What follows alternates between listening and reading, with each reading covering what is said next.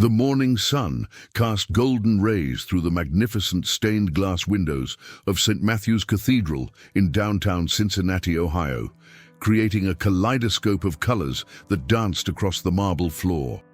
Sarah Mackenzie adjusted her grandmother's pearl-encrusted veil for what felt like the 100th time, her hands trembling slightly with nervous excitement as she gazed at her reflection in the ornate antique mirror of the cathedral's bridal suite. Today was supposed to be the happiest, most perfect day of her life, the day she would marry Michael Rodriguez, her devoted college sweetheart of 6 incredible years. "You look absolutely breathtaking, my darling," her mother, Linda Mackenzie, whispered softly as she fastened the exquisite triple-strand pearl necklace that had been lovingly passed down through 4 generations of Mackenzie women. The antique jewelry, each pearl carefully selected and strung by Sarah's great-great-grandmother in 1892, caught the ethereal morning light streaming through the windows, creating tiny rainbows that shimmered across Sarah's pristine white satin dress. "Your great-grandmother Margaret would be so incredibly proud to see you wearing her necklace on your wedding day. She always said these pearls would bring eternal happiness to the Mackenzie brides." Outside the cathedral's towering Gothic walls, the crisp October air carried the sweet fragrance of autumn leaves and the promise of a perfect wedding day. The temperature had settled at an ideal 68 degrees, with not a single cloud marring the brilliant blue Ohio sky. The cathedral's sprawling grounds had been transformed into an enchanting fairy tale setting with thousands of white garden roses, delicate baby's breath, and cascading arrangements of seasonal flowers. Twinkling fairy lights had been meticulously strung between the ancient oak trees that had stood sentinel over the cathedral for more than a century and a half, their massive branches providing a natural canopy for the outdoor ceremony space. 200 carefully selected guests would soon fill the elegant white wooden chairs that had been arranged in perfect symmetrical rows across the manicured emerald lawn. Each chair was adorned with a small bouquet of white roses, tied with dusty rose silk ribbons that fluttered gently in the morning breeze. The aisle runner, made of pristine white silk, stretched from the cathedral steps to the altar area, where an archway of white roses and eucalyptus created a romantic focal point for the ceremony. Sarah's bridesmaids, her younger sister Emma, her college roommate and best friend Jessica, Michael's vivacious sister Maria, and her childhood friend Katie, bustled around the spacious bridal suite in their elegant dusty rose dresses, making final touches to their professionally styled hair and carefully applied makeup. The atmosphere was electric, with nervous excitement and anticipation, filled with the intoxicating sweet scent of Sarah's meticulously chosen bridal bouquet: white peonies, garden roses, ranunculus, and eucalyptus that she had personally selected during countless visits to the florist over the past 8 months. "I honestly cannot believe this magical day is finally here," Sarah said, her voice barely above a whisper, thick with emotion, as tears of joy threatened to spill over her carefully applied mascara. She had dreamed of this moment since she was a little girl of 5, playing dress-up in her mother's closet, wrapping herself in old curtains and pretending to walk down imaginary aisles. Every single detail had been planned to absolute perfection over the past 18 months. From the hand-calligraphed invitations written in elegant script to the magnificent 3-tier vanilla bean cake with layers of fresh raspberry filling and Swiss buttercream that waited in the cathedral's reception hall. The bridal suite itself was a masterpiece of Gothic architecture, with soaring vaulted ceilings, intricate stone-carved details, and leaded glass windows that had witnessed countless brides preparing for their special days over the past century. Fresh white roses in crystal vases adorned every available surface, and soft classical music played from hidden speakers, creating an atmosphere of serene elegance. Meanwhile, 3 floors below in the cathedral's oak-paneled groom's preparation room, Michael Rodriguez stood before a full-length mirror, adjusting his custom-tailored charcoal gray tuxedo with trembling fingers and trying desperately to calm the butterflies that seemed to be performing aerial acrobatics in his stomach. His reflection showed a handsome 28-year-old man with kind, dark eyes, freshly cut black hair, and the confident bearing of someone who had worked hard to achieve his dreams. His best man and older brother, Carlos Rodriguez, a successful attorney from Chicago, slapped him on the back encouragingly while grinning broadly. "You ready for this momentous occasion, hermano?" Carlos asked with infectious enthusiasm, his eyes twinkling with brotherly affection. "Sarah's absolutely the best thing that ever happened to you, and everyone knows it. You two are perfect together." Michael nodded thoughtfully, running his hand through his freshly styled dark hair as he gazed out the arched stone window at the gathering guests below. At 28, he had built an impressive reputation as a talented and innovative architect, founding his own successful firm just 3 years after graduation. His designs had been featured in Architectural Digest twice, and his client list included some of Cincinnati's most prominent families. Sarah, at 26, was a dedicated and beloved pediatric nurse at Cincinnati Children's Hospital, known for her gentle bedside manner and her ability to comfort the most frightened young patients. Together, they had built a solid, loving relationship based on mutual respect, shared values, and complementary dreams for the future. "I've honestly never been more ready for anything in my entire life," Michael replied with conviction, looking out at the sea of familiar faces gathering on the cathedral lawn. "Sarah and I have built something really special together. We've talked through everything, our careers, our dreams, where we want to live, how many children we want, what kind of life we want to create. I can't wait to officially start our forever." Their love story had begun 6 years earlier at Ohio State University, where Michael was pursuing his master's in architecture and Sarah was completing her nursing degree. They had met at a charity fundraiser for children's literacy, where both were volunteering. Michael had been immediately struck by Sarah's compassionate nature and infectious laugh, while Sarah had been drawn to Michael's creativity and his genuine interest in making the world a more beautiful place through his architectural designs. He could see Sarah's extended family from rural Kentucky, his own relatives who had driven up from Texas, college friends who had traveled from across the country, work colleagues, neighborhood friends, and longtime family acquaintances. Everyone they loved and cherished was here to witness their union and celebrate the beginning of their married life together. They had purchased a charming Victorian house in Cincinnati's historic Clifton neighborhood just 18 months ago, spending weekends lovingly restoring original hardwood floors, updating the kitchen while maintaining its vintage charm, and creating a garden space where they grew herbs and vegetables together. Their home had become a gathering place for friends and family, known for Sarah's incredible cooking and Michael's talent for creating warm, welcoming spaces. Among the early arrivals settling into their seats, an older man in his mid-70s sat alone in the very back row, wearing a simple but well-pressed navy blue suit that had clearly seen better days.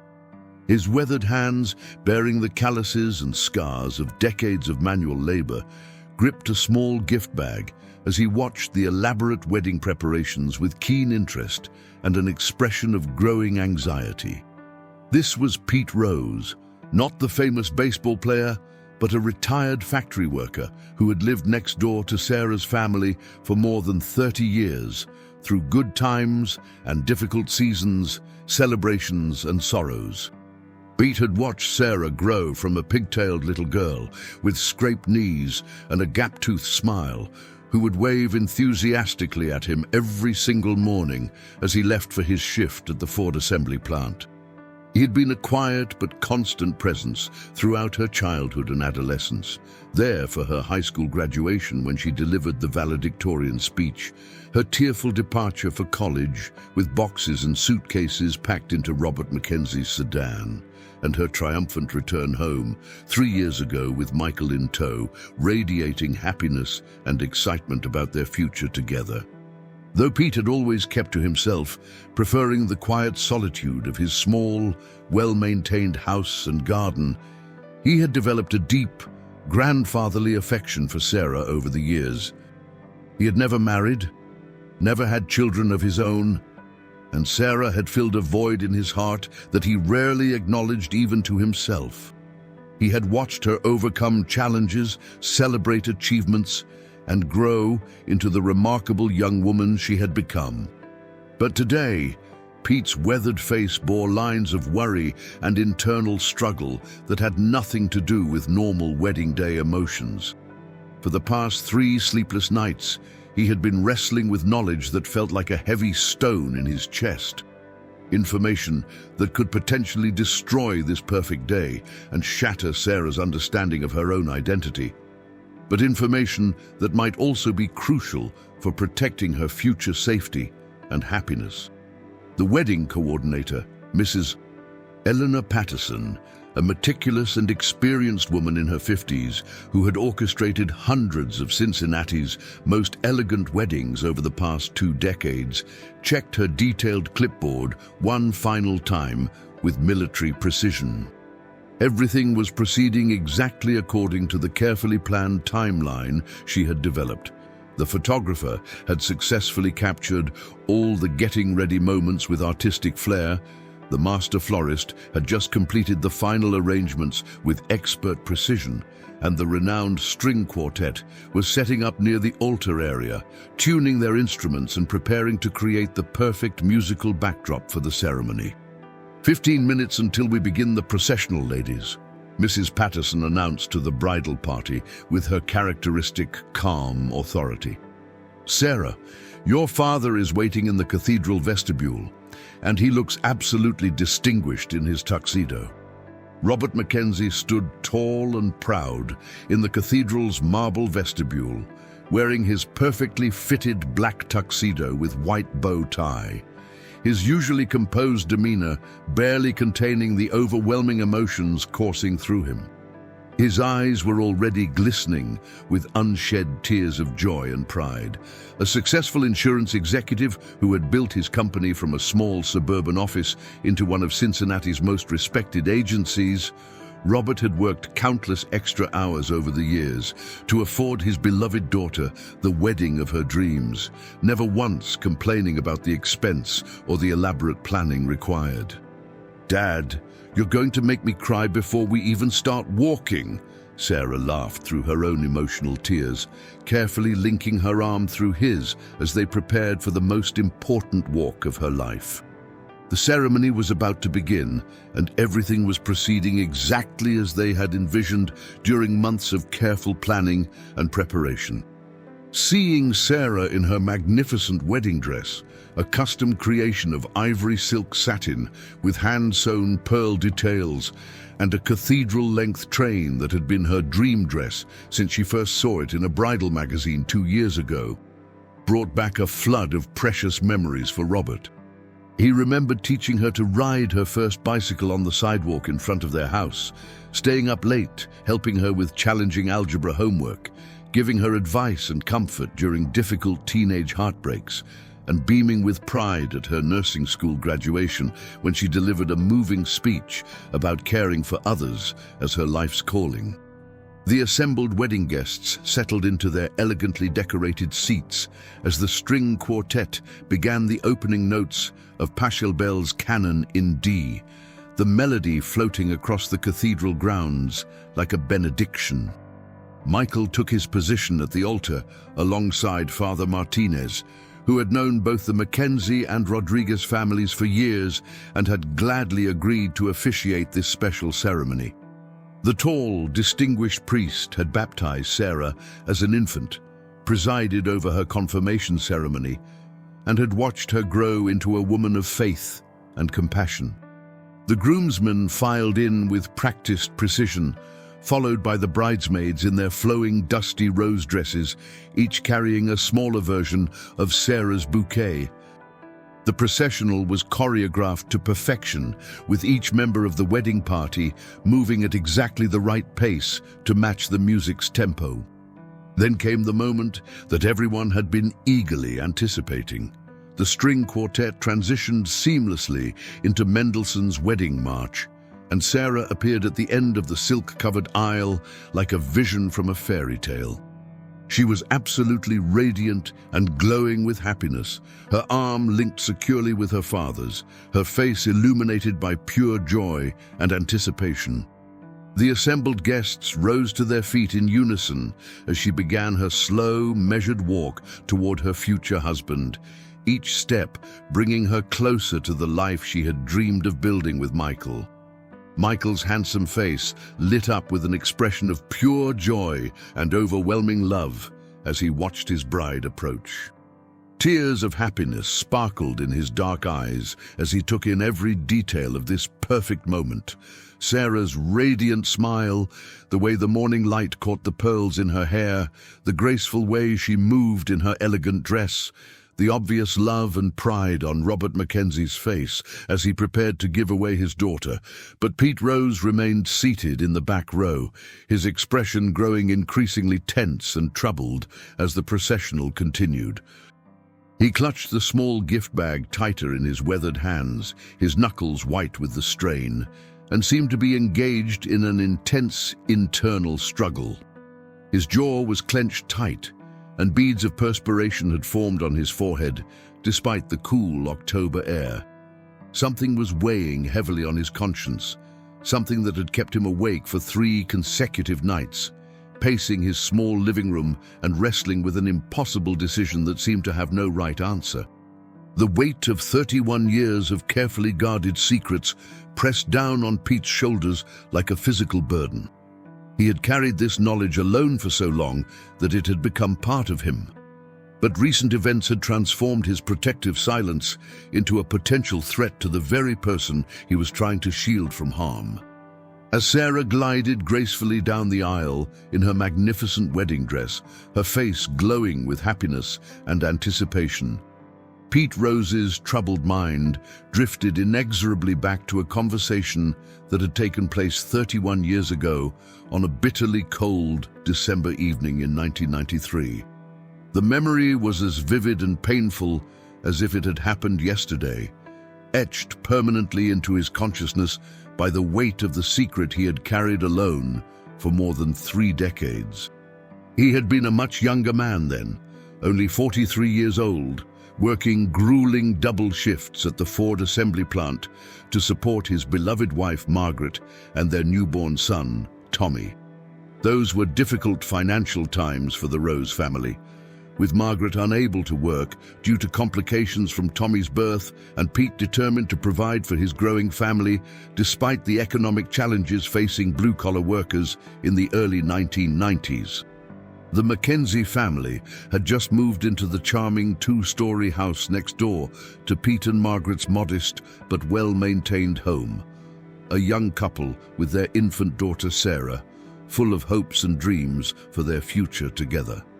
Robert Mackenzie was just starting his insurance career, working long hours to establish himself in the competitive business world, while Linda was adjusting to the overwhelming demands of life as a new mother, while simultaneously trying to recover from what Pete would later understand had been a traumatic and emotionally complicated pregnancy. Pete remembered with crystal clarity how Margaret, despite her own exhaustion and recovery challenges, had immediately baked the new neighbors a welcome casserole, her famous tuna noodle casserole with crispy breadcrumb topping, and how quickly the 2 young families had formed the kind of close, neighborly relationship that seemed more common in earlier, simpler times. The Mackenzies and the Roses had shared backyard barbecues, helped each other with yard work, borrowed cups of sugar and tools, and developed the comfortable familiarity that comes from living side by side and sharing the daily rhythms of suburban family life. But there was something else Pete remembered from those early days, something dark and troubling that he had accidentally discovered and then deliberately buried deep in his memory for over 3 decades. It concerned Sarah's birth certificate and the complicated circumstances surrounding her arrival in the Mackenzie family. Circumstances that Robert and Linda Mackenzie had clearly hoped would remain forever hidden from their daughter and the world. The discovery had happened entirely by chance during what should have been a routine administrative task. Pete had been waiting in the seemingly endless line at the Hamilton County Clerk's office when he was there registering Tommy's birth and applying for his son's social security number. The bureaucratic process was slow and tedious, with only 2 clerks working and a long line of new parents, property buyers, and others seeking various official documents. Pete had been standing directly behind Robert Mackenzie in that line, close enough to overhear the nervous, whispered conversation taking place at the counter ahead of him. Robert was fumbling anxiously with a folder full of official-looking paperwork, his hands shaking slightly as he approached the clerk's window with obvious apprehension and discomfort. "I need to update this birth certificate," Robert had said quietly to the middle-aged female clerk, his voice barely audible but charged with urgency and emotion. "I'm in the process of legally adopting her.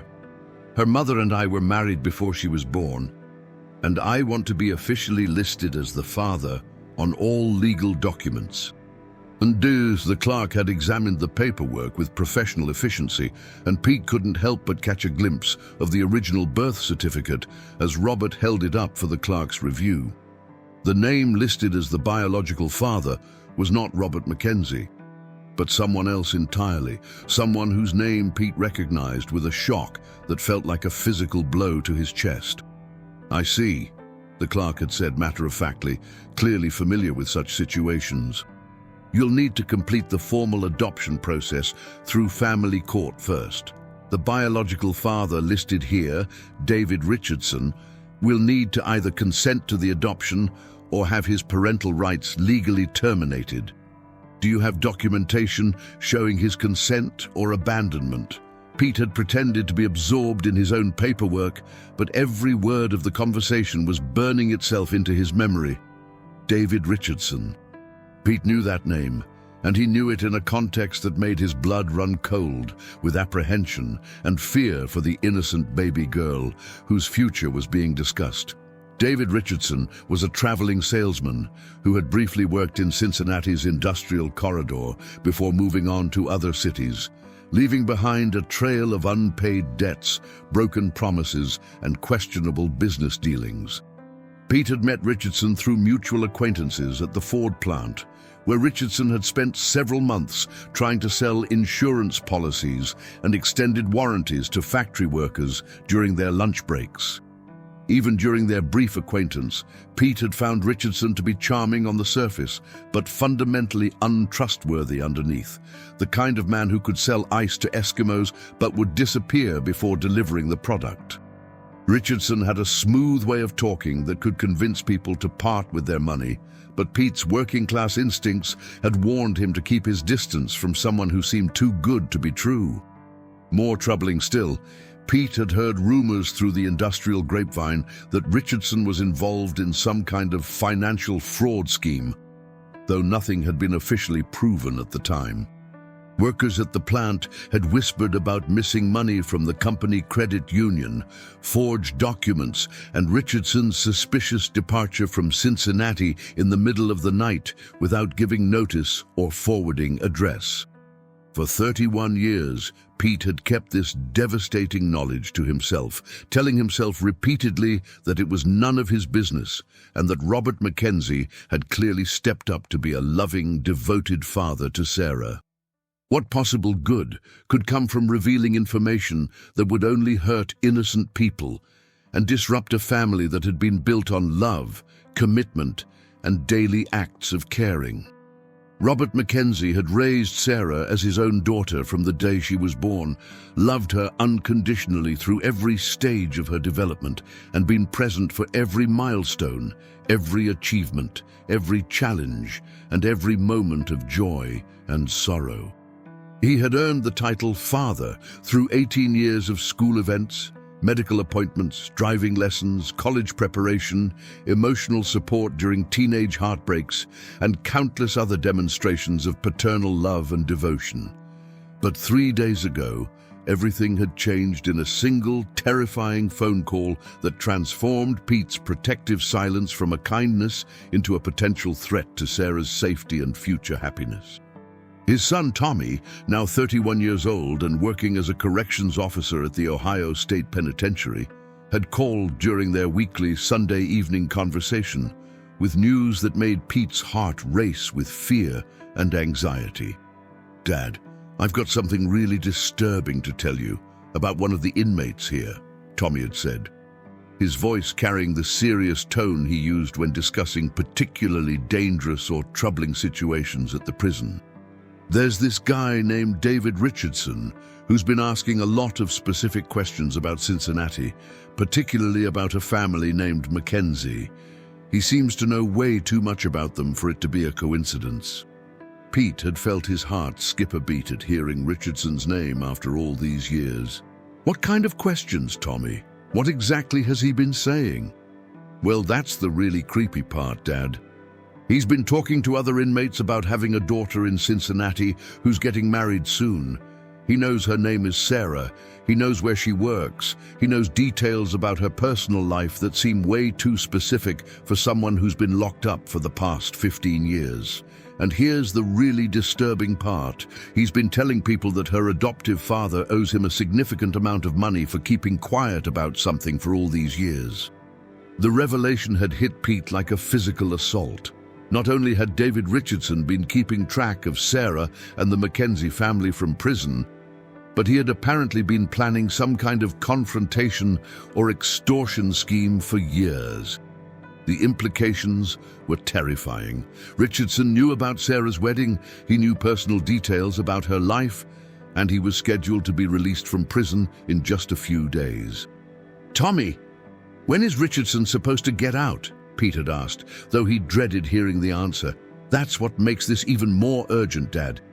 He was originally scheduled for release next month, but he's been granted early release for good behavior. He gets out this Thursday, 2 days after that Mackenzie girl's wedding." But here's what really concerns me. Yesterday, I overheard him talking to another inmate about how he might not wait for his official release date to reconnect with his family. The guy's clearly obsessed, and he's been planning this for months. Pete's blood had run cold as the full extent of the threat became clear. David Richardson wasn't just planning to contact Sarah after his release. He was potentially planning to disrupt her wedding day itself. The man had nothing to lose.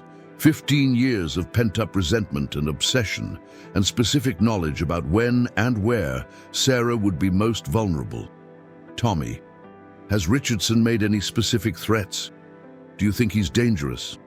"Dad, after 15 years of working with criminals, I can tell you that this guy is definitely dangerous. He's not violent in the traditional sense. He's a white-collar criminal, a con man, but he's the type who destroys people's lives through manipulation, blackmail, and emotional terrorism. He's been telling other inmates that the Mackenzie family stole his daughter and that he deserves compensation for years of being kept away from her. He's convinced himself that he's the victim in this situation."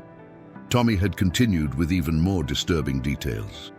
"Richardson has been receiving newspapers and magazines in prison, and somehow he's managed to keep detailed information about Sarah's life. He knows she's a nurse. He knows about her engagement. He even knows details about her wedding plans that suggest he's been getting information from someone on the outside or through internet sources that inmates aren't supposed to have access to." The conversation had left Pete sleepless for 3 consecutive nights, pacing his small living room and wrestling with an impossible decision. Should he warn the Mackenzie family about the threat that was approaching, potentially destroying Sarah's perfect wedding day and forcing her to confront the truth about her biological father at the worst possible moment? Or should he stay quiet and hope that Richardson would simply stay away, knowing that his silence might leave Sarah and her family completely unprepared for a dangerous confrontation? Now, as Pete sat in the back row of Sarah's wedding ceremony, watching her radiant face as she walked down the aisle toward her future husband, the weight of his knowledge felt unbearable. Every instinct told him that Richardson would not simply stay away. Men like that didn't spend 15 years planning revenge, only to abandon their schemes at the last moment. His wife, Margaret, who had passed away 5 years earlier after a courageous battle with cancer, had always been his moral compass and source of wisdom during difficult decisions. "Do what's right, even when it's hard," she used to tell him whenever he faced ethical dilemmas. "The right thing is rarely the easy thing, but it's always the thing you can live with afterward." Ooh. But what was right in this impossible situation? Protecting Sarah's perfect wedding day, or protecting her from a future confrontation with a dangerous man who had spent 15 years nurturing resentment and planning some form of revenge against the family who had given her the love and stability he had abandoned? As Father Martinez began the opening words of the ceremony and Sarah took her place beside Michael at the altar, Pete made his decision. He couldn't let Sarah and her family face David Richardson unprepared. Whatever the cost to this perfect day, the truth had to be revealed before Richardson had a chance to cause even greater damage. The wedding ceremony progressed with breathtaking beauty as Father Martinez, resplendent in his ceremonial white vestments with gold embroidery, guided Sarah and Michael through the traditional Episcopal wedding liturgy. His rich, resonant voice carried clearly across the cathedral grounds, where 200 guests sat in rapt attention, many dabbing their eyes with handkerchiefs as they witnessed the obvious love between the radiant couple. The string quartet's gentle melodies floated through the crisp October air like a blessing, and the late morning sun filtered through the ancient oak leaves above, creating a natural cathedral of shifting light and shadow that seemed designed by divine providence for this perfect moment. The scene was everything Sarah had dreamed of, elegant, romantic, and surrounded by everyone she loved most in the world. "Marriage is a sacred covenant," Father Martinez intoned, with the gravitas that comes from decades of officiating weddings, established by God as a lifelong union between one man and one woman. It is not to be entered into lightly or carelessly, but reverently, discreetly, advisedly, and in the fear of God.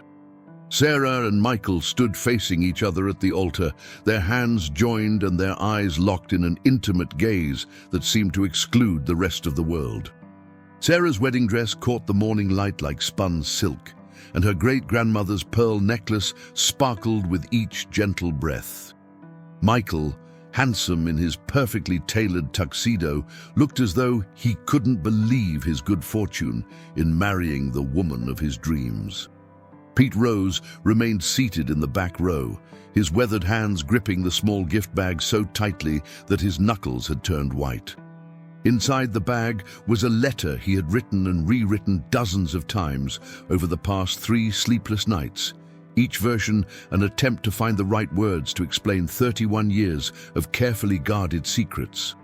The letter contained everything he knew about David Richardson, including photocopies of documents that Tommy had helped him obtain through legal channels and official prison records. Pete had originally planned to give the letter to Robert Mackenzie privately after the ceremony, when the celebration was winding down and he could pull the man aside for a quiet conversation. But 20 minutes ago, everything had changed when he received a text message that made his heart race with fear and urgency. The message was from Tommy. "Dad, emergency. Richardson escaped during transport to Halfway House yesterday morning. Authorities believe he overpowered a guard during a routine medical appointment and fled in a stolen vehicle. Police think he's headed directly to Cincinnati. They found detailed wedding plans and photos of Sarah hidden in his cell. He's been planning this for months. You need to warn them immediately." The escaped convict was no longer a future threat scheduled for release in a few days. He was an immediate present danger who could appear at the wedding at any moment. Pete's mind raced with horrifying possibilities. Richardson arriving armed and desperate, taking hostages, causing a violent confrontation, or simply appearing during the ceremony to destroy Sarah's happiness with public revelations and accusations. The union of husband and wife in heart, body and mind is intended by God for their mutual joy, for the help and comfort given one another in prosperity and adversity, and, when it is God's will, for the procreation of children and their nurture in the knowledge and love of the Lord. Father Martinez continued, his voice carrying the weight of centuries of tradition. Pete looked around the ceremony space with growing anxiety, scanning the faces of guests and vendors for any sign of an intruder. Mrs. Patterson and her wedding coordination team were positioned discreetly around the perimeter of the ceremony area, but they were event planners, not security personnel. The cathedral had no formal security presence beyond a single elderly groundskeeper who was currently watering flowers near the parking area. Most of the wedding guests were completely absorbed in the romantic ceremony unfolding before them, their phones out to capture every precious moment of Sarah and Michael's special day. They had no idea that a dangerous escaped convict might be approaching their location with plans that could turn their celebration into a nightmare. Into this holy union, Sarah Elizabeth Mackenzie and Michael Anthony Rodriguez now come to be joined, Father Martinez announced, opening his leather-bound prayer book to the page containing the traditional wedding vows. If any of you can show just cause why they may not lawfully be married, speak now, or else forever hold your peace. The traditional words seemed to hang in the air with unusual weight, and Pete felt as though they were directed specifically at him. Here was the moment when tradition demanded that anyone with knowledge of impediments to the marriage should speak up. But Pete's knowledge wasn't about legal impediments. It was about physical danger to everyone present. The pause for objections lasted only a few seconds, as was customary, but to Pete it felt like an eternity. His heart pounded in his chest as he wrestled with the decision that would change everything. Should he wait a little longer, hope that Richardson was still far away, and try to handle this situation privately after the ceremony? Or should he act immediately to protect Sarah and the 200 innocent people gathered here?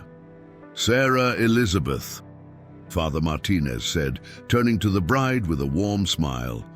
Do you take Michael Anthony to be your lawfully wedded husband, to have and to hold from this day forward, for better, for worse, for richer, for poorer, in sickness and in health, to love and to cherish till death do you part? Sarah's eyes sparkled with unshed tears of pure joy as she looked into Michael's loving face. Her voice rang clear and strong across the assembled guests, carrying all the hope and love of her 26 years. I do. A collective sigh of happiness rose from the wedding guests, and Pete could see tears streaming down Linda Mackenzie's face in the front row. Robert Mackenzie stood tall and proud, his own eyes glistening with emotion as he watched his beloved daughter promise her life to the man who had won his complete approval and respect. Pete felt his resolve wavering as he witnessed the obvious love and joy surrounding him. These people were experiencing one of life's most precious moments, surrounded by family and friends who had traveled from across the country to be part of their celebration.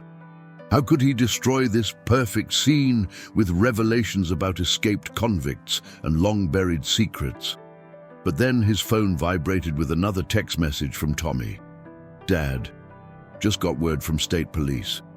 Richardson was spotted at a gas station 30 miles south of Cincinnati 2 hours ago. Still driving stolen vehicle. He asked for directions to St. Matthew's Cathedral. You need to call 911 immediately and get those people to safety. The message hit Pete like a physical blow. Richardson wasn't just headed to Cincinnati, he was specifically targeting St. Matthew's Cathedral. He knew exactly where Sarah's wedding was taking place, and he was actively en route to the location. Pete realized that his decision had been made for him by circumstances beyond his control. Michael Anthony, Father Martinez continued, his voice filled with the joy that comes from uniting two people who are clearly meant for each other.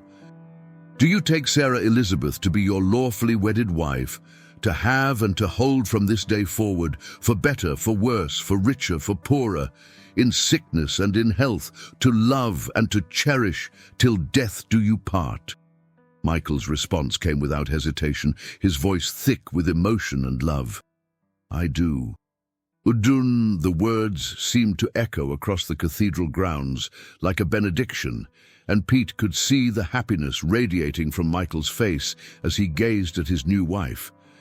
This was the moment they had both dreamed of, planned for, and waited for, through 6 years of courtship and 18 months of wedding planning. Pete's hands shook as he realized he was about to destroy this perfect moment, but he also knew that failing to act could result in something far worse than a disrupted wedding ceremony. He slowly began to rise from his seat, his 73-year-old joints protesting after sitting motionless for the past hour. By the power vested in me by the state of Ohio and in the sight of Almighty God, Father Martinez announced with ceremonial gravitas, raising his right hand in blessing over the couple, I now pronounce you husband and— Wait! Pete called out, his voice cracking with emotion and urgency as he struggled to his feet. Please, everyone needs to stop. We're all in danger. The word danger seemed to explode across the ceremony space like a bomb. Every head turned toward Pete in shocked disbelief. 200 pairs of eyes suddenly focused on the elderly man in the back row who had just interrupted the most sacred moment of the wedding ceremony. Sarah and Michael froze at the altar, their faces transforming from joy to confusion and alarm in the space of a heartbeat. Michael instinctively moved closer to Sarah, his protective instincts engaging, even though he had no idea what threat Pete was referring to. Father Martinez paused mid-sentence, his hand still raised in blessing, his face reflecting the bewilderment that was spreading through the assembled guests like wildfire. The string quartet stopped playing abruptly, leaving an eerie silence hanging over the cathedral grounds. I'm sorry, Pete said, his voice growing stronger as he committed fully to his course of action. I'm so very sorry to interrupt this beautiful ceremony, but Sarah, your family, everyone here, you're all in immediate danger. There's an escaped convict named David Richardson who's on his way here right now. He's been planning to disrupt this wedding for months. Robert Mackenzie stepped forward from the front row, his face a mixture of confusion, anger, and growing alarm. Pete, what are you talking about? Who is David Richardson? What does this have to do with Sarah's wedding?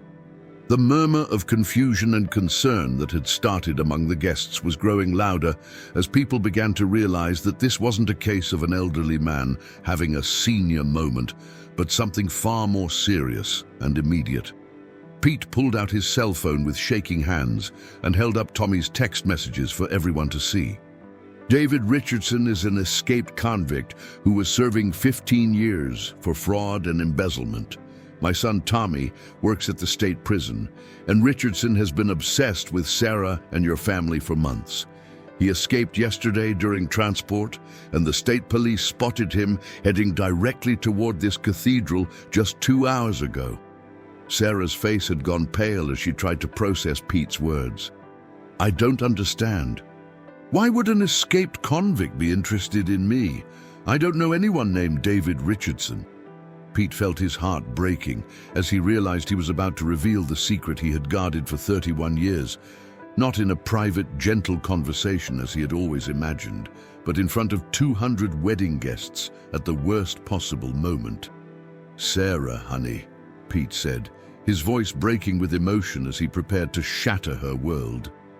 David Richardson is your biological father. I've known for 31 years, ever since I accidentally saw your original birth certificate at the county clerk's office when Tommy was born. Your dad, Robert, legally adopted you when you were a baby, but Richardson never signed away his parental rights. And now he's escaped from prison and he's coming here. The revelation hit the assembled wedding guests like a thunderbolt. Gasps of shock echoed across the cathedral grounds as the implications of Pete's words sank in. Sarah swayed slightly on her feet, and Michael immediately wrapped his arms around her to steady her, his face reflecting his own shock and confusion. "That's impossible," Sarah whispered, her voice barely audible. "Dad would have told me. Mom would have told me." "You're mistaken." But Robert Mackenzie's face had gone ashen, and the stricken expression in his eyes confirmed the truth of Pete's revelation before he spoke a single word. Linda Mackenzie stood frozen in the front row, tears streaming down her face as 31 years of carefully guarded secrets crumbled around her. "Oh God," Robert said quietly, his voice carrying clearly in the stunned silence. "Pete, how did you know? How long have you known?" The admission sent another wave of shock through the wedding guests. Michael tightened his protective embrace around Sarah as she began to tremble, whether from fear, anger, or emotional overload, he couldn't tell. "I've known since 1993, Pete replied, his voice growing stronger now that the truth was finally being spoken. "I was behind you in line at the county clerk's office when you were trying to get Sarah's birth certificate changed for the adoption. I heard everything, Bob. I saw Richardson's name on the original certificate." Father Martinez stepped forward, trying to regain some control over the rapidly deteriorating situation. "Perhaps we should move everyone inside the cathedral where we can—" A sharp cracking sound interrupted him, the unmistakable slam of a car door in the parking area behind the cathedral. Every person at the ceremony turned toward the sound, and Pete's worst fears were confirmed when he saw a man in an ill-fitting grey suit walking purposefully toward the ceremony area. David Richardson looked exactly as Pete had expected, thin and weathered from 15 years of incarceration, his greying hair unkempt, his face bearing the hard lines and cold eyes that come from years of nursing resentment and planning revenge. He moved with the calculated stride of someone who had rehearsed this moment countless times in his mind, and in his right hand he carried what appeared to be a manila envelope and something else that made Pete's blood run cold, a small handgun. "Well, well, well," Richardson called out as he approached the wedding party, his voice carrying a mixture of satisfaction and barely controlled rage. "Looks like I arrived just in time for the family reunion. Sorry I'm a few minutes late, but prison transportation isn't what it used to be." Several wedding guests screamed and began moving away from the approaching man, while others fumbled for their cell phones to call for help. Michael immediately positioned himself between Richardson and Sarah, while Robert Mackenzie stepped forward to confront the man who had just destroyed his daughter's perfect day. "You're not supposed to be here, Richardson," Robert said, his voice steady despite the fear in his eyes. "You're supposed to be in prison." Richardson laughed, a sound completely devoid of warmth or humor. "Plans change, Bobby. Besides, I wouldn't miss my little girl's wedding day for anything in the world. After all, I've only been waiting 31 years to meet her properly." His cold gaze found Sarah behind the protective wall formed by Michael and Robert. "Hello, sweetheart. You look absolutely beautiful in that wedding dress. You look just like your mother did at that age, back when she was lying to me about being on birth control and trapping me with an unwanted pregnancy." "Don't you dare speak to her," Linda Mackenzie said, finding her voice and stepping forward with surprising courage despite her obvious terror. "You gave up any right to call her your daughter when you told me to get rid of the problem and disappeared without a trace." Richardson's expression darkened at Linda's words. "That's not how I remember it, Linda. I remember you telling me you were protected, that we didn't need to worry about consequences. I remember you manipulating me into a relationship and then trying to trap me with a baby I never wanted. And I remember you turning my own daughter against me by poisoning her mind with lies." Pete Rose realized that the situation was escalating dangerously and that Richardson's grip on reality was tenuous at best. The man had clearly spent 15 years in prison constructing a revisionist version of events that cast him as the victim rather than the abandoning father he had actually been. "Mr. Richardson," Pete called out, trying to keep his voice calm and non-threatening, "the police are on their way. You don't want to make this situation worse for yourself.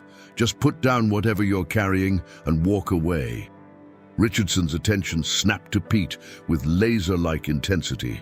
"And who the hell are you, old man? Another one of the people who helped steal my daughter from me." "I'm Pete Rose. I live next door to the Mackenzies, and I'm the one who called for help. You need to leave these people alone and surrender yourself to the authorities before someone gets hurt." "The only people who are going to get hurt," Richardson said, raising the gun so that everyone could see it clearly, "are the people who stole 31 years of my life and kept me away from my daughter. I want what I'm owed, and I want it now." The sight of the weapon sent the wedding guests into panic mode.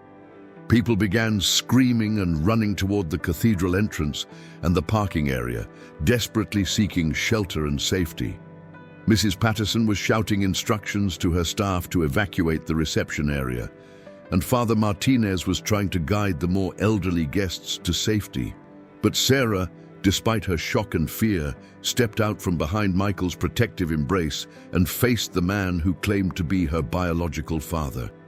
"What exactly do you want from us?" she asked, her voice remarkably steady considering the circumstances. "What could we possibly owe you?" Richardson's expression softened slightly as he looked at his daughter, and for a brief moment Pete thought he saw genuine emotion in the man's eyes. "I want the 31 years of your life that were stolen from me. I want the Father's Days I never got to celebrate, the birthdays I missed, the school plays I never saw, the graduation I wasn't invited to. I want compensation for being erased from your life like I never existed." "You weren't erased," Sarah replied with growing anger. "You erased yourself. You abandoned my mother when she was pregnant. You told her to get rid of me. You disappeared without a forwarding address. You made the choice to walk away from your responsibilities." "That's not true," Richardson shouted, his composure beginning to crack. "Your mother manipulated me, she trapped me, and then your precious adoptive father bought my silence with promises of money that I never received." Robert Mackenzie stepped forward, his confusion evident. "What are you talking about? I never promised you money. I never had any contact with you after you left Cincinnati. I married Linda because I loved her, and I adopted Sarah because I wanted to be her father. There was never any agreement about payment." Richardson pulled a folded document from the manila envelope with his free hand. "Then explain this, Bobby. Explain why you had a lawyer send me papers promising financial compensation for staying away from Sarah and not contesting the adoption." Robert examined the document with growing bewilderment. "This isn't from my lawyer. I never authorized anyone to send you anything like this. David, I think someone has been manipulating you, feeding you false information to make you believe something that never happened." The revelation seemed to hit Richardson like a physical blow. His face contorted with confusion and rage as he realized that someone else might have been pulling the strings of his 15-year obsession with revenge.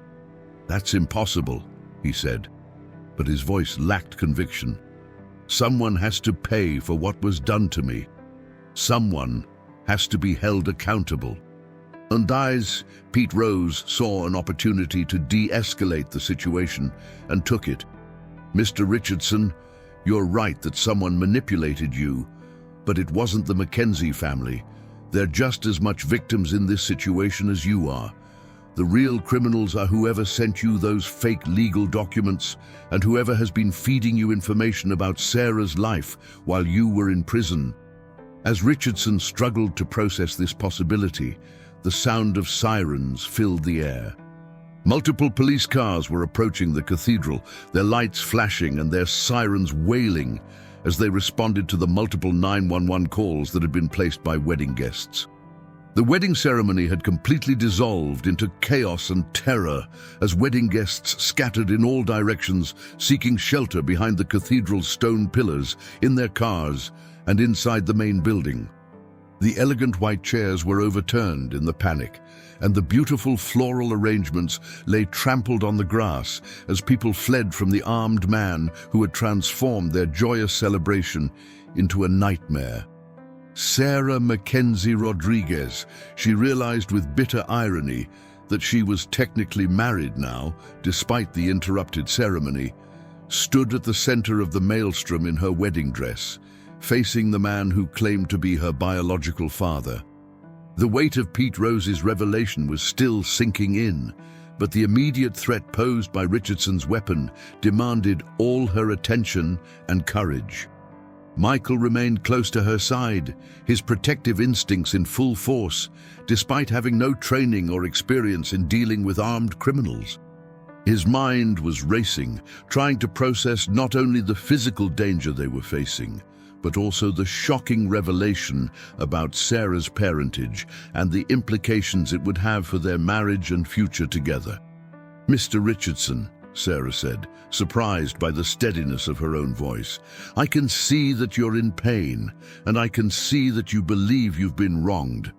But threatening innocent people with a gun isn't going to solve anything. It's only going to make your situation worse." Richardson's grip on the weapon wavered slightly as he looked at his daughter. Up close, he could see the resemblance to Linda, but he could also see something of himself in Sarah's facial structure and the determined set of her jaw. This was his flesh and blood, the child he had abandoned 31 years ago in a moment of cowardice and selfishness. "You don't understand, Sarah," he said, his voice cracking with emotion. "I've spent 15 years in prison thinking about you every single day, wondering what you looked like, what kind of person you were becoming, whether you ever thought about me or wondered who your real father was. And the whole time, I believed that your adoptive father was paying me to stay away from you." The police sirens were getting closer, and Richardson knew his time was running out. He looked around at the scene of destruction he had created. The overturned chairs, the scattered flowers, the terrified wedding guests, and the bride in her beautiful dress standing defiantly in front of him, despite his weapon. "I never received any money," Richardson continued, his voice growing more desperate. "For 15 years, I've been waiting for payments that never came, believing that I was being compensated for staying out of your life.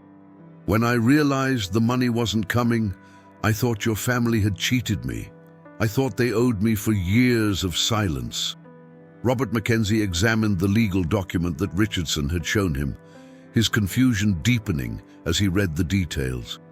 "David, this document isn't from any lawyer I've ever used. The letterhead is fake, the legal language is incorrect, and the promises made here are completely fabricated. Someone has been running a long-term con game on you." Pete Rose, still standing in the back where he had first risen to warn the wedding party, realized what might have happened. "Mr. Richardson, do you remember who gave you information about Sarah's life while you were in prison? Do you remember who told you about her job, her engagement, her wedding plans?" Richardson's face showed confusion as he tried to recall the source of information that had fueled his obsession. There was another inmate, Marcus Webb. He was serving time for fraud and identity theft. He said he had connections on the outside, people who could find information about anyone. He's the one who showed me the newspaper clippings about Sarah's engagement, the one who told me about the wedding. "And did this Marcus Webb ever ask you for money?" Pete pressed, sensing that they were getting to the heart of the deception. "Yes," Richardson said slowly, the pieces beginning to fall into place. "He said he needed money to pay his contacts for the information. I gave him almost everything I earned in the prison laundry over the years, hundreds of dollars." Robert Mackenzie handed the forged document back to Richardson. "David, I think you've been the victim of a prison scam. This Webb character was probably selling you fake information and false hopes while taking your money." The Mackenzie family never promised you anything, never owed you anything, and never tried to keep you away from Sarah beyond your own decision to abandon her. The revelation hit Richardson like a physical blow, his face contorted with rage and humiliation, as he realized that he had been manipulated by a fellow criminal who had seen his emotional vulnerability and exploited it for financial gain. 15 years of resentment and planning had been based on lies and fabricated documents. "That son of a bitch," Richardson said, his voice filled with fury. "Webb played me for 15 years. He took my money, fed me lies, and turned me into this." He looked around at the destruction he had caused, at the terrified faces of innocent wedding guests, at his daughter in her wedding dress, facing him with a mixture of fear and pity. The police cars were now visible in the cathedral parking lot, their red and blue lights casting eerie shadows across the ceremony area. Officers were getting out of their vehicles and taking positions around the perimeter, preparing to handle a potentially deadly hostage situation. Father Martinez, who had been trying to shepherd the elderly guests to safety, approached the group cautiously. "Mr. Richardson, you have a choice to make right now. You can put down your weapon, surrender peacefully, and try to find a way forward with your daughter, or you can escalate this situation and destroy any chance of ever having a relationship with her." Richardson looked at the priest, then at Sarah, then at the gun in his hand. The weight of his choices, both past and present, seemed to settle on his shoulders like a heavy burden. "I never wanted to hurt anyone," he said quietly. "I just wanted to be part of my daughter's life. I just wanted to matter to someone." Sarah stepped closer to Richardson, ignoring Michael's attempts to hold her back. "You do matter. Every person matters. But the way to matter in someone's life isn't through threats and violence. It's through love, consistency, and proving yourself worthy of trust. My dad, Robert Mackenzie, earned the right to be called my father through 26 years of being there for me every single day. But I'm your biological father," Richardson said desperately. "That has to count for something. Biology is just the beginning," Sarah replied. "Being a real father means showing up, making sacrifices, putting your child's needs before your own, and being someone they can count on no matter what. You can't demand that kind of relationship. You have to earn it." The police had formed a perimeter around the ceremony area, and a negotiator with a megaphone was calling for Richardson to put down his weapon and release the hostages. The situation had reached a critical point where any wrong move could result in tragedy. Richardson looked at the gun in his hand, then at his daughter's face. For the first time in 15 years, he saw himself clearly, not as a victim of circumstances or manipulation, but as a man who had made selfish choices and was now facing the consequences of those decisions. "Sarah," he said, his voice barely above a whisper, "I'm sorry. I'm sorry for abandoning you. I'm sorry for missing your entire life, and I'm sorry for ruining your wedding day. You deserve better than this. You deserved better than me." Slowly, carefully, Richardson bent down and placed the gun on the ground, then stepped away from it with his hands raised. The collective sigh of relief from the wedding guests was audible as the immediate threat was neutralized. Police officers moved in quickly to secure the weapon and take Richardson into custody. As the handcuffs were placed on his wrists, he looked one last time at Sarah in her wedding dress. "I know I don't have the right to ask this," he said, "but maybe someday, when you're ready, you might be willing to talk to me. Not because I'm your biological father, but because I'd like the chance to try to become someone worthy of knowing you."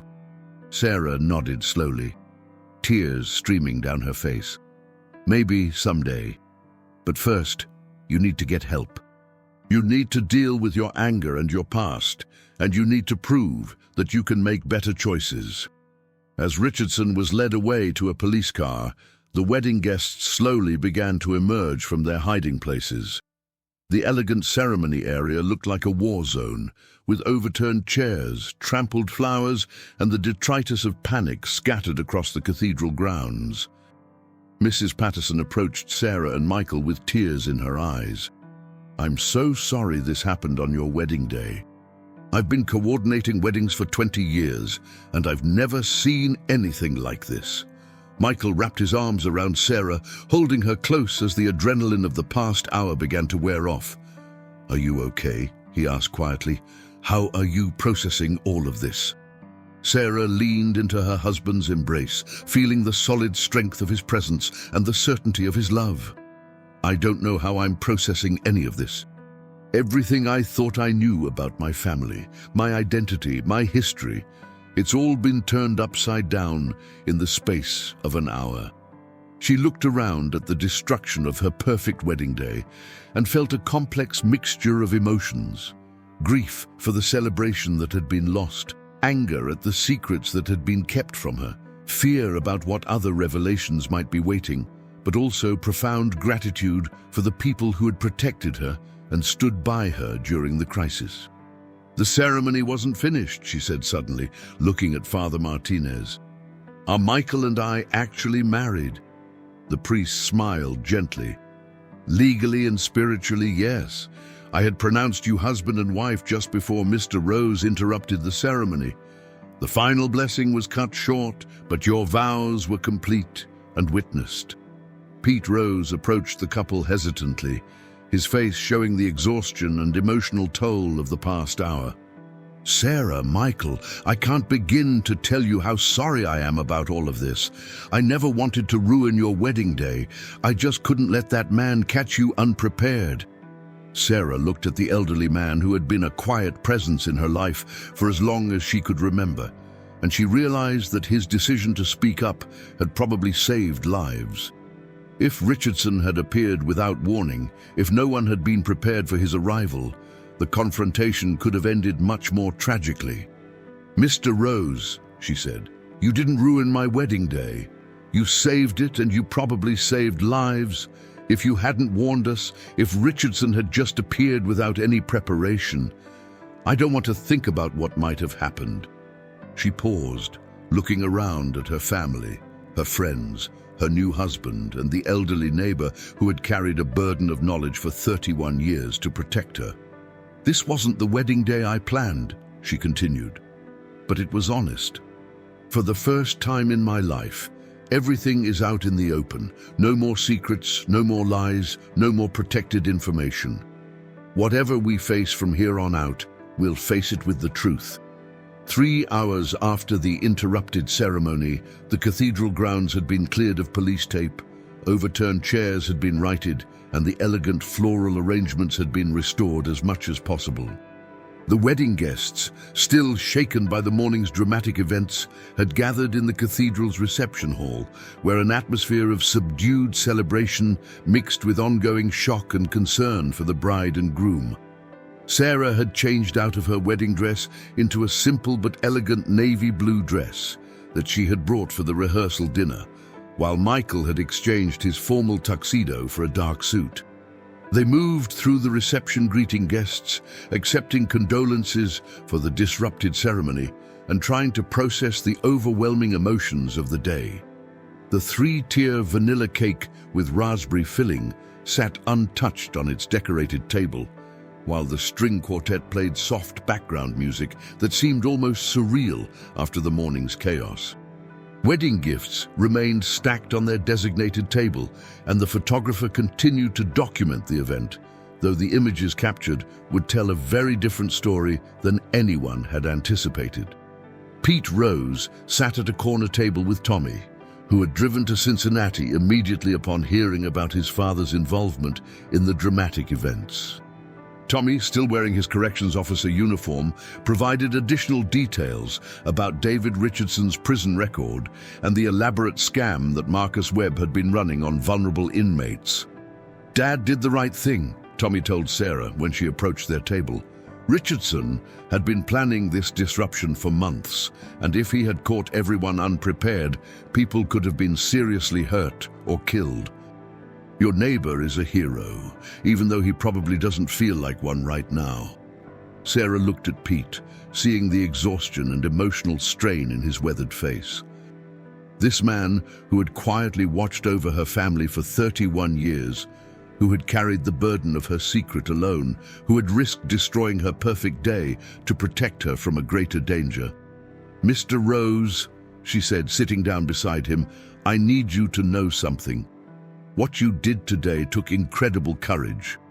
You protected not just me, but everyone here. You chose truth over comfort, safety over silence. That's the definition of heroism."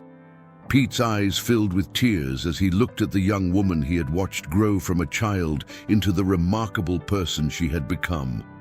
"Sarah, I've been carrying this secret for so long, and I always wondered if I was doing the right thing by staying quiet. Your parents did such a beautiful job raising you, and I didn't want to disrupt that happiness." "You were protecting me then, and you protected me today," Sarah replied. "Both choices came from love, and I'm grateful for both."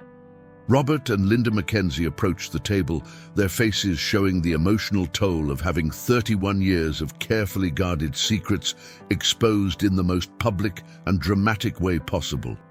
Robert looked older than his years, while Linda's eyes were red from crying. "Pete," Robert said quietly, "I owe you an apology and a debt of gratitude.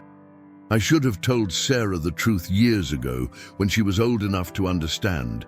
Instead, I put you in an impossible position by keeping this secret, and today you had to make a choice that no one should have to make." "We were trying to protect her," Linda added, her voice barely above a whisper. "We thought if she never knew about David Richardson, she would never have to deal with the pain and confusion of having a biological father who abandoned her." Sarah looked at her parents, the people who had raised her, loved her, and shaped her into the person she had become. She felt a complex mixture of emotions. Hurt that they had kept such a fundamental truth from her, understanding of their motivations, and profound gratitude for the love and stability they had provided throughout her life. "I understand why you made that choice," she said carefully, "but I wish you had trusted me enough to tell me the truth when I became an adult. Finding out this way, in front of 200 people, during what should have been the happiest moment of my life, that was devastating." Michael, who had been listening quietly to the conversation, put his arm around his wife's shoulders. Throughout the chaos of the day, he had been processing not only the immediate crisis, but also the implications of these revelations for their marriage and their future together. "What I don't understand," Michael said, "is how Richardson got such detailed information about Sarah's life, her job, her engagement, and the wedding plans. Even if this Marcus Webb was running a scam, how did he get access to current information?" Tommy leaned forward in his chair, his expression serious. "We've been investigating that, and what we've discovered is pretty disturbing. Webb had been running multiple identity theft and information brokering schemes from inside the prison.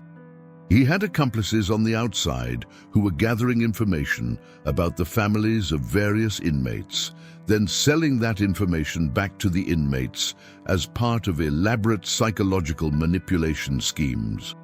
He pulled out a folder of documents that he had obtained through official channels. Webb was targeting inmates who had abandoned children, divorced spouses, or other family members they had lost contact with.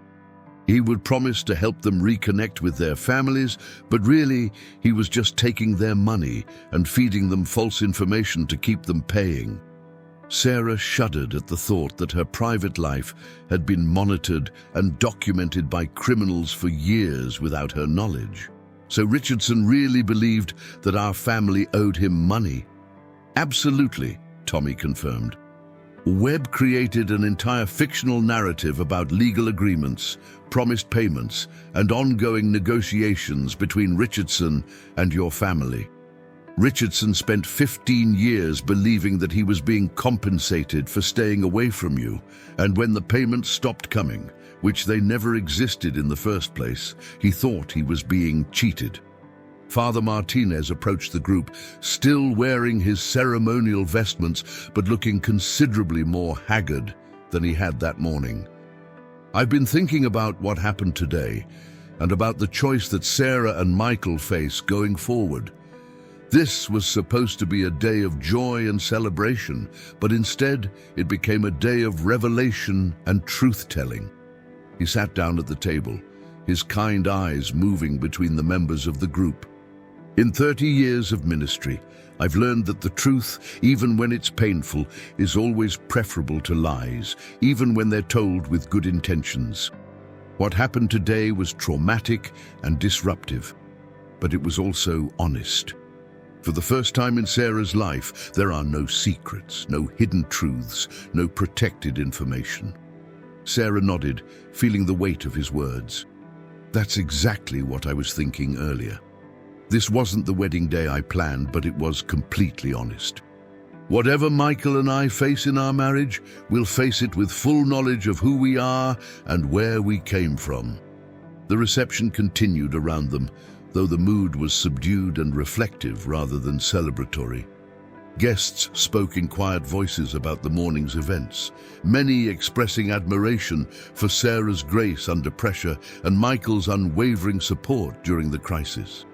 As the afternoon wore on, Sarah found herself thinking about David Richardson, now sitting in a jail cell, awaiting charges for his escape, weapons violations, and terroristic threats.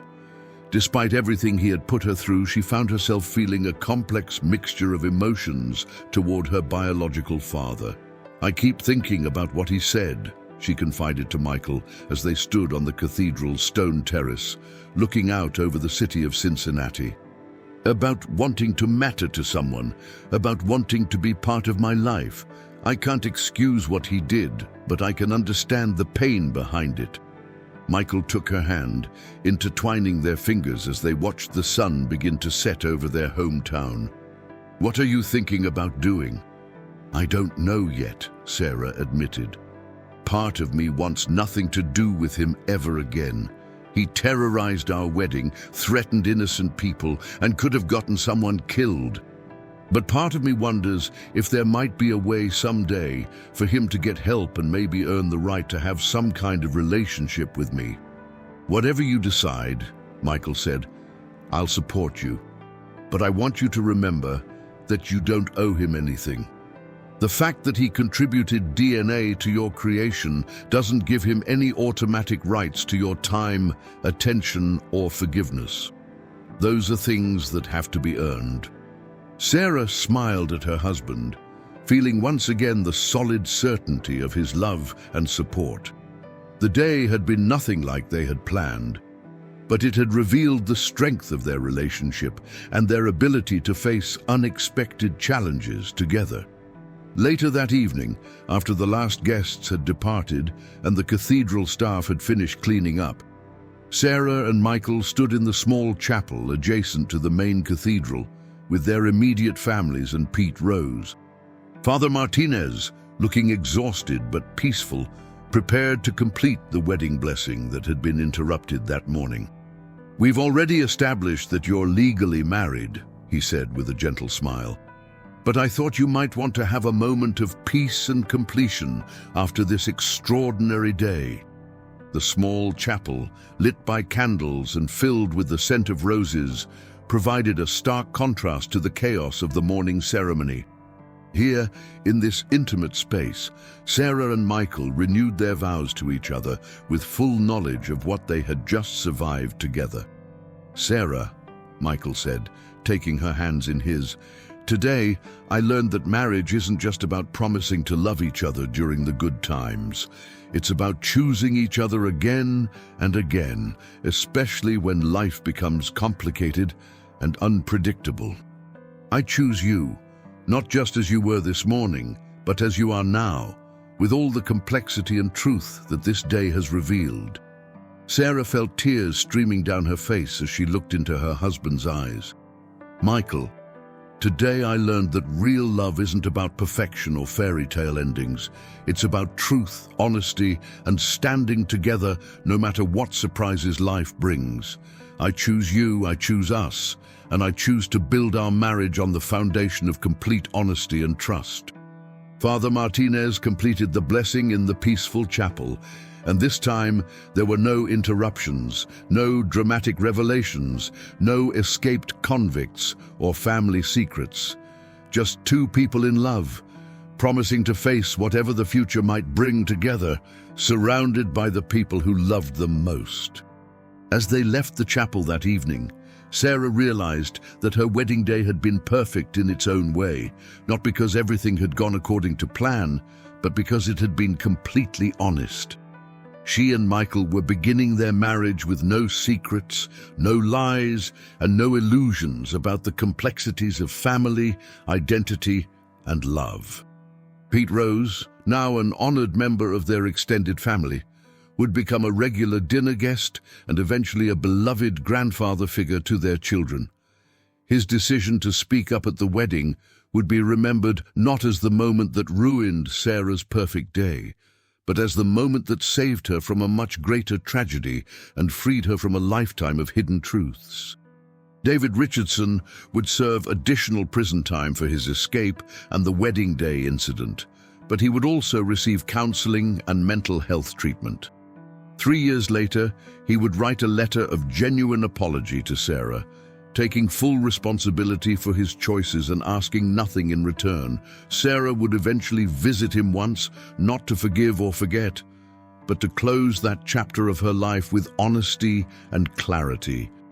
And Sarah and Michael Rodriguez would build their marriage on the foundation of that extraordinary wedding day, a day that taught them that love isn't about avoiding difficulties, but about choosing each other again and again, no matter what revelations or challenges life might bring. Their love story would be one of resilience, truth, and the courage to face reality together, making it far stronger than any fairy tale romance could ever be.